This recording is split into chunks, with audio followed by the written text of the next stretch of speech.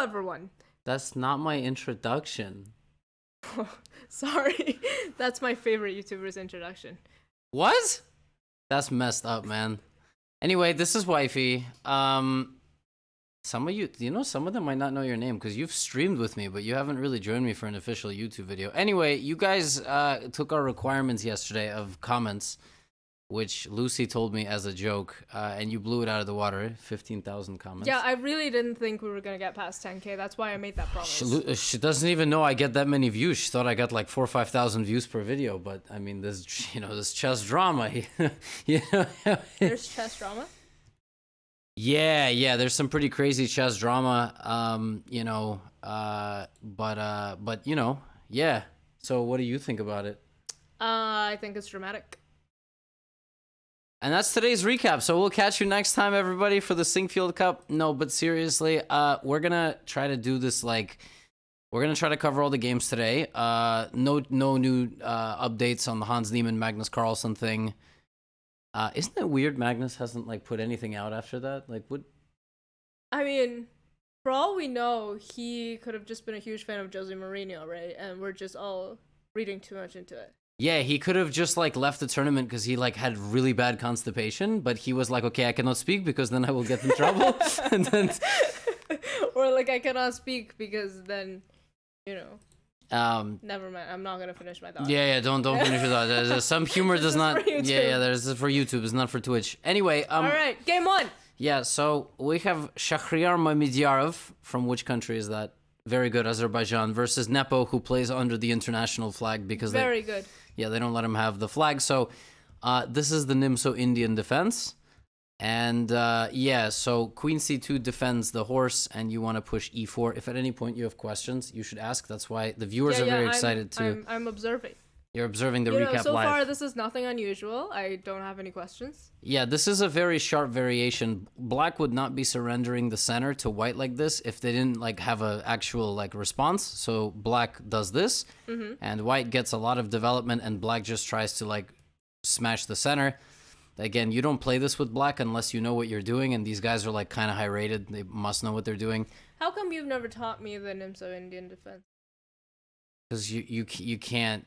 You're 1100 rapid. You claim you're 1200. I don't think you've ever been 1200 in your life, but you're it's just no point. The Nimso with black is actually okay to learn, but you play your England gambit. You be clapping people with the England gambit. I love the Scandinavian. That's not against D4, but right. yeah.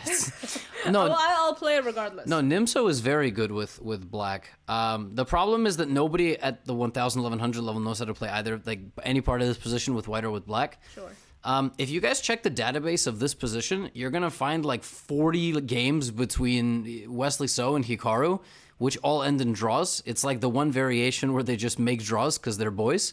Not it has nothing to do with their gender. Boys is slang for friends. They're they boys, we're boys. Yeah, we boys. We married, but we boys too, you know what I'm saying? So anyway, there's a really sharp line here. This is why, by the way, I don't show you the Nimso Indian, because white takes a pawn, black takes a knight, white takes another pawn, black takes a bishop, white takes a knight, black takes a pawn, white takes a pawn, black takes a pawn, white takes a pawn, and then black goes here, pinning the pawn to the queen. Right. Very forced sequence of moves. And then here, Shahryar plays queen d1. And we have a queen trade. And when everything is all said and done, it's completely equal material. And the craziest thing is this position has been reached 2 or 3 times before. I honestly have 2 or 3? Well, it's move 20. Oh. So that's pretty crazy. But it has been reached before. I have a feeling all the players of the tournament are so tired of the drama. If they can just play out a forced draw, they're just gonna do it every game. I'm serious. I don't know. Yeah. So now we have a trade, another trade, and they just went and played some tennis. They literally just traded all their pieces. That was the whole game. So this is one of the reasons I didn't want to record a recap today. But then I figured I would be lying to my audience because we promised them, So that's it. That was the whole game. There was. I mean, I can fake that game being exciting to the audience, boom, blah, blah, but there's no. Yeah, there was. I mean, you did hype it up. Very sophisticated opening, Nimso Indian, and then They just traded and that's it? Yeah, they played a forced line, which they both knew was going to lead to like, well, okay, I think what was played here that was slightly different than normal, I think Mamedyarov played, no, I think Nepo in this position played a different move than like the most popular move. That's what I think happened. Like I think knight takes c3 is, yeah, I think it goes gf4. I think this is the most popular move. And then white can like, I don't even know if I'm being honest. There's a repetition of moves here, by the way. There's like some knight f3, queen h4. I think this is how Hikaru and Wesley draw their games. Something like this. But I'm not sure. Anyway, doesn't matter. They made a draw. There were more interesting games. So Fabiano and Levon played this. You know, you like to play this. I do like to play this. I do like a good e4. That's e4. Right? You like a good Rui Lopez opening Berlin defense, d3, bishop c5? E4. That's what we're talking about. No, I haven't gotten past e4. You haven't gone past. Well, actually, Fabiano made Fabi made a huge mistake here because he didn't play the Vienna. Like, I feel like if he played the Vienna, he would just. Oh, absolutely. Yeah. You think he owns your course? If he doesn't, he should. Yeah. I highly Fabi, if you're watching, I recommend the e4. I don't think you could offer Fabi much. Like, if you know how like people get paid to like do things like little side gigs. If Fabi made like $500 an hour to watch my content, I think he would rather like he would rather drown himself. Like, yeah, I just don't know. I think I know. Well, no. If I were offered $500 to watch your content, I would watch at half the speed. So you made more money? Yes. And I get to watch my husband long. Okay, so we have Bishop. So Levon plays. I love you, but Levon plays a move here, which is not like it's not d6 or castles. You already know, like people are gonna psychoanalyze these interactions because when we stream on Twitch, we have like 2,000-3,000 viewers, 7,000 to 8,000 viewers. But yeah, anytime we record YouTube videos, or we're in a clip, somebody always says like, oh, they're. Oh yeah, there's so many red flags with us. So here's something really funny happens. So what does it look like white is threatening with like the moves b4, a4? They're threatening to push b5. b5. Yes. That's why you use this pawn, right? Because you needed to support that pawn with this pawn. Or you just want to advance your a pawn. Right, which does what? Oh, there's nowhere for the bishop to go. Right, exactly. So you would think that black would play the a pawn, right? Right. To defend himself. Yeah, right. But what happens when black castles? Then fantastic. Yeah, you obviously trap the bishop by playing this move. Yeah, I was so confused. I was like, wait, what? Like, why didn't he play? So I think he didn't go here because, let me see if I'm correct. I have a theory. No, yeah, it's because apparently here. What's your theory? My theory is, Fabi, many high-rated players such as myself, right, set up a move for a future move, but your opponent takes so long to think, so by the time it's your move again, you forgot what you were gonna do. So you think Fabi was like, I'm gonna trap his bishop, but then Levon thought for too long, and Fabi was like, wait, what was my plan? All right, I forgot. Exactly. Oh my god, we gotta do more wife recaps here. This is some good stuff. Fabi was just like playing a rapid game, like toggled back to Spotify, came back, and then was like, wait, what was I gonna do? Oh, I didn't develop. And then they move, and you have to reassess all over again. On a serious note, there's apparently a line here where black takes advantage of the fact that white hasn't castled and plays like this, and somehow white's position is like falling apart. For example, if you take on e4, black is gonna take with check, right? And then if you like move your king here thinking you're safe, you're not. Like black has some crazy wild attacking stuff, and you can take the queen, but then it's check and then this, and somehow after a5 you're just like losing, which is why Fabi did this instead. You lost me after castling. We may proceed. Yeah, no, it's all good. It's like okay, so are you ready? I'm ready. Okay, so pawn takes, pawn, knight takes, pawn, knight takes, knight, bishop takes, knight, queen takes, queen, pawn takes, queen, castles, rook c8, bishop here takes, rook, knight here takes, king c2 takes. Wasn't there a free pawn there somewhere? Yeah, so again, this is another example of two dudes with very good memory and zero desire to play chess. Although Levon is playing black, so he doesn't care. Literally, physically, metaphorically, spiritually doesn't care. Like if black can equalize in 11 moves at the highest level and then like go out and have a beer or whatever they do, he's gonna do that. So yeah, I mean, it's just trade all the pieces and But free pawn. Free pawn where? You never addressed the free pawn. Yeah, where's the free pawn? Go back. Okay, I go here. Was there no free pawn? Yeah. Yes, but black is threatening rook c3. So I mean. Oh, there's also, this is a really, really cool puzzle, actually. If you go here, so, you know, in chess, we have to think checks, captures, attacks. Yeah. So there's check, right? Yes. But then beyond that, you have to think max danger. So what's worth the most in white's position after a king? Right now? Yeah. The rook? Yeah, so when the rook goes here, how can it be attacked?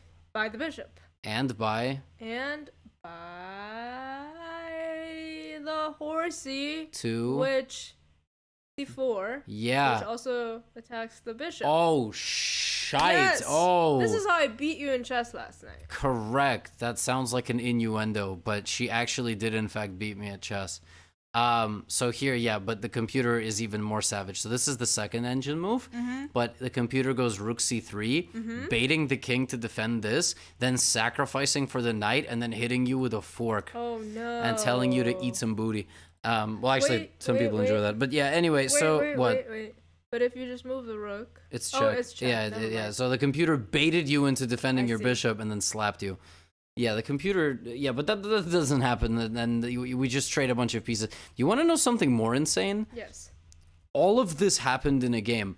In fact, I saw something in the database that made me, like, absolutely laugh. So there was a position, I think literally this position has been reached 2 times in correspondence games. So, like, email or, like, using engine, literally. Like, not the alleged Hans nonsense going on, but... and so in one of the games, a guy was playing white, and in the other game, the guy was playing black. This dude is a double agent. He just plays the position with both colors. Savage. Anyway, they drew, so that's cool. That's really disappointing. Yeah, they just like played. These guys also basically played a bunch of theory that had been already played before, but then there wasn't actually a game. So you see, white is trying to like promote this pawn. Sure. Black is trying to, I don't know, go have a beer. So he wins. I'm trying to go have a beer. Oh yeah, fact. And there you go. Bishop takes, and yeah. So now, like rook and bishop versus rook is a draw, but it's pretty hard to draw. But rook and bishop versus rook and a pawn that's 3 squares away from queening is very easy to draw, and rook g7 is a nice final move. And you know what's funny? So you would think the guys would play out this position, right? Because rook versus bishop. But rook versus bishop is a draw. Yeah. Now. Yeah, I knew that. Yeah. Now you might beat somebody with the bishop, which is actually impossible. I think. How do you checkmate? Yeah, with the bishop? I don't know. It's legitimately impossible. I think here, but yeah. If you have the rook here, you should play out. You should not look at this. This king. Look at this. He's let himself get pinned, and then wait, this happened in the game? Yeah, that was like a draw offer basically. So he was like, I don't want to disrespect you by playing rook versus bishop. Anyway, wait. Yeah. But you just said I should play out rook versus bishop. You should, and so should everybody watching. But those guys, they know how to draw that endgame easily. You have to put your king. You have to put your king in the opposite color corner of your bishop, and use your bishop as a shield. So this is actually kind of instructive. And if you do that, it's impossible to not stalemate you. So we can even do like a mini lesson. You want to do a mini lesson? I feel like people would like this. So if white puts their king on that square and puts their bishop on that square, and then black is like, I'm gonna get you, you trash. Like how? Yeah. It cannot. There's no legal moves. Oh, there's two kings. I love it. Yes, we're a very progressive chess set. There's no way to get white's bishop out. So you go here, it's just gonna be stalemate. If you like, there's nothing you can do. You can be patient. I go here. You can't check me here, and then as long as you don't go here and hang checkmate, then. But that's why you play this out, because people don't know that it has to be opposite color corner. Anyway, we learned something new. Hans Smoky Niemann versus Maxime Vachier-Lagrave. Maxime was one of the people that I think stood up for Hans and was like, he said something like along literally very directly. I think Maxime broke the fourth wall. A lot of those guys giving interviews were like, we should not jump to conclusions. Nobody really used the word cheating. It's like kind of weird. There's no elephant in the room. Maxime was like, we should, I don't see any evidence of wrongdoing. I mean, we should, not go on a witch hunt. And then MVL played his favorite opening, but in reverse. See, MVL... King's Indian. No. It's the reverse Grunfeld. I just read King's Yeah. That's okay. I tried. You did. I'm going to bed. Okay. You want to sign off from the recap? You think they'll accept 15 minutes? Oh yeah, it's like how I do it, except the video starts. Yeah, very good. Ow, you just clapped. You can go. I will finish the recap strong. I think Wifey appreciates all the comments, and do you appreciate? I really appreciate them. You really appreciate them. Okay. I didn't think we'd get there, but we did. Yeah, it was you. it was pretty crazy to see all the support in the comments. I'm going to. And if we reach 50K, 50K. Wow, 50K. Yeah, what'll we do if we reach 50K? Okay, terrific. Wife is gone. Yeah, I don't know. If we reach 50K, that would be pretty crazy. I'm cropping because you left, so now I have to. I think this is Chat, good. name your prize. It's not chat, but it's YouTube. Anyway, Maxime plays reverse Grunfeld, and he has some good pressure on the position here. Hans plays a very sharp line. I cannot really ever suggest anybody plays chess like this. And I think they also followed two very high-level games. Both of those games did not feature the move that was played in this game. I think both those games had knight to d2. Basically, white is using the superior bishops to try to pressure black's queenside, and basically black is saying that they don't care because, that's what's going on. But that doesn't happen. Instead, queen c2 is a novelty. The light squared bishops are offered to be exchanged. I never plugged my phone into charge. I'm kind of an idiot. Rook fd1, and we get another very, very large exchange here, which leads to white having a slightly better position because he has a better pawn structure, and also because he's 2770 rated. So rook d5, knight e4. You can see the queen here is under a little bit of pressure, but nice move, queen d3 by Maxime. And then he just consolidates everything on the center. But this gives Hans an opportunity to split white's pawns and apply pressure. White can take the pawn on f5, or rather, he can lose the pawn on the c file for the pawn on the f file. Hans trades the queens. MVL activates his pieces, but unfortunately, black is, or fortunately, it depends who you support. Black is just very solid. There's just really nothing you can do. That doesn't stop MVL from trying. In fact, Hans actually slightly damages his pawn structure here, but goes after the a-pawn, and this is still a draw, even if the a-pawn somehow disappeared. Although, maybe not. Maybe not. It's actually, maybe I spoke a little bit too soon. Like, I feel like if this pawn was gone and it was just 3-on-4, this pawn has to be here, but... Well, MVL tries, he is expanding on this side of the board. He does a very nice job, but he just can't really move. He tries. Hans is just not letting him move the f-pawn.